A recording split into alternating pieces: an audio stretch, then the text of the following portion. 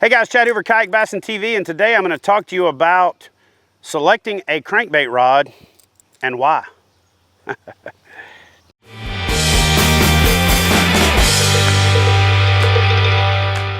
right guys, so in a recent video I asked you for your comments, and Stephen Guthrie Outdoors asked me, what's a good rod length for deep cranking from a kayak?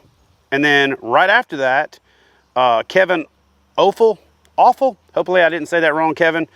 He said, hey Chad, I've lost a few big bass last year on a square bill. They jump and spit the bait right at me. I've been thinking that it's my rod. It's a medium heavy, 6 foot 6 inch. I just thought it might be the rod. What's your thoughts, bub? So here's the deal. Thanks, Kevin, and thank you there, Stephen. So here's the deal. First and foremost, I actually am kind of a crankbait snob. I'm a crankbait rod snob, and one of the things that we're proud of at All Pro Rods is we feel like we make one of the best crankbait rods on the market. We've got a 7 foot, a 7.7, and a 7.11. My best all around, and a recommendation for you if you're gonna buy one crankbait rod, is to get that middle of the road. I like a 7.7 because it's still short enough for me to be relatively accurate in tight places, but it's long enough for me to make long casts and cover a lot of water. When I'm fishing strictly open water, I'm gonna jump up to a 7'11", and when I'm fishing tight places, I'm gonna drop down to that 7 foot. I don't like anything under 7 foot, so to answer your question about the 6.6, I do think that's part of your problem. The other part of your problem is you're probably fishing a jig and worm rod, you're probably fishing a topwater rod, or you're fishing some type of rod that isn't specifically designed for crankbaits. So let's talk about what you're looking for in a crankbait rod, what type of reel you should pair with it, and how you should fish it. Now, I'm not gonna get very in-depth on how to fish a crankbait because I've got another video about that, and I'll put the link on the card up here, and I'll also put the link in the description box below. But I'm just gonna talk to you primarily about the rod. One of the things that I like in a crankbait rod is I like the rod to be as light as I can possibly get it. That's why we make our rods 100% graphite and we don't add glass to it, because I feel like with cranking, it's one of the more fatiguing fishing techniques, especially if you're doing a lot of it and you're paddling and maintaining position in a kayak. So I want a lightweight rod, okay? I don't want a super long handle, but I don't want a super short handle either because I want the rod to balance. I like to make some snap casts. You know, I like to be able to take that rod and use that butt and snap that cast off so I can get a lot of distance out of it.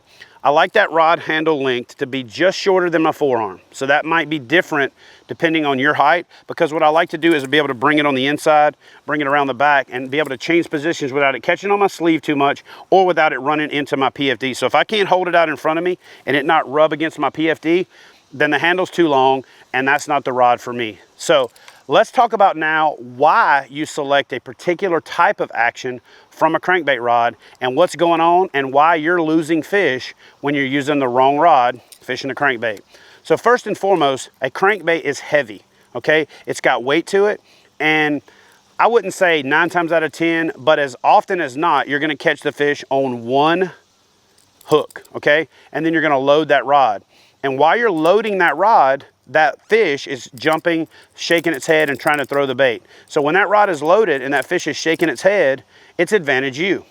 But when that rod straightens out and that fish shakes it, you see how much more arc, how much more rotation that fish has got, and how much more leverage it's going to get by using the weight of the lure to help it throw it, especially if you get into some of these new, bigger, oversized XD type baits.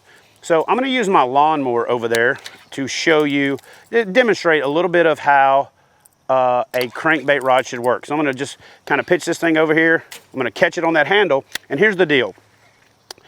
When you fight a fish with a crankbait rod, I like to use a little bit looser drag. I've always got my fingers skimming the spool and I'm reeling, and then when the fish hits, I can just put my pressure on it and load the rod and then catch back up to it. I'm not a fan of using a really low gear ratio because I'm in a kayak. If you're grinding stumps and you're grinding deep and you're in a traditional boat, you can do that because you have a more solid platform. But because the crankbait has a tendency to pull the kayak a bit and you're converging on each other, I like to use a 6.5 to 1 or even a 7 to 1 gear ratio reel. And I just compensate for that by using a little bit longer rod. But here's what's happening. When you're fighting that fish, that rod is loaded.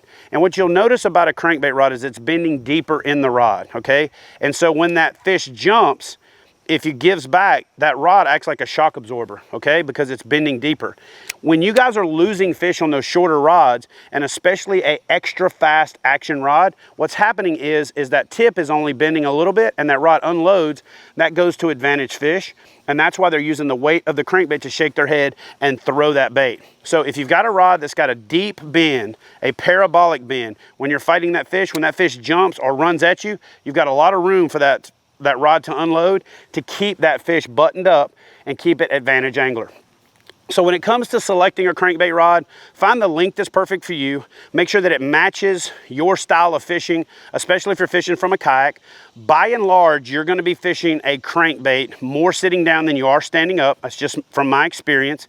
But if you can fish it sitting down, you can fish it standing up. But in a lot of cases, if the handle's too long, you'll have a hard time fishing it sitting down. So guys, this is my video on how to select a crankbait rod, why you select a crankbait specific action to keep you from losing fish. And here's the last thing. A lot of people don't think about the fact that it also helps with the presentation. It gets that bait down there, okay? It gives it a good wobble. But the other reason that you need that rod to have some flex is when that bait runs into cover, when it runs into structure, when it runs into something and it deflects, that rod's got some give back, so it can bounce off of it and keep going. If you've got a fast action rod with a super fast tip and that bait hits and that rod unloads and reloads real quick, that bait will switch around and catch onto that cover, and you'll spend more time hung up. You'll spend more time using a plug knocker trying to get your baits get your baits free from the cover, and you'll spend less time fishing and definitely a lot less time catching fish. So anyway, there's just some things to consider when it comes to selecting a crankbait rod, why you should fish a crankbait specific rod. Be sure to go watch my video on fishing crankbaits and fishing crankbait rods, and you'll learn a little bit more about it and get a little more insight. Guys, do me a favor, smash that thumbs up button. It takes a little bit of effort on your part. It means a whole lot to me, helps the channel out. As always, leave a comment below. Tell me what you think about the video. And again, if you're new to the channel, welcome to the Kayak Bass Fishing Brotherhood. Smash that subscribe button, turn on that notifications bell. And if you've been around for a while and you're a subscriber and you're not getting the notifications, hit that bell up in the top corner. Turn on the notifications so that you can see my beautiful smiling face each and every time I release a new video. Love you guys, and I'll see you next time here at Kayak Bassin TV. You didn't think I was gonna hit that one try, did you? You thought I was gonna sit there and, I mean, I'm not talking to you guys. I'm talking to the camera guy. He didn't think I was gonna hit that one try. That's why he didn't even look over there. So I'll do it again, no problem.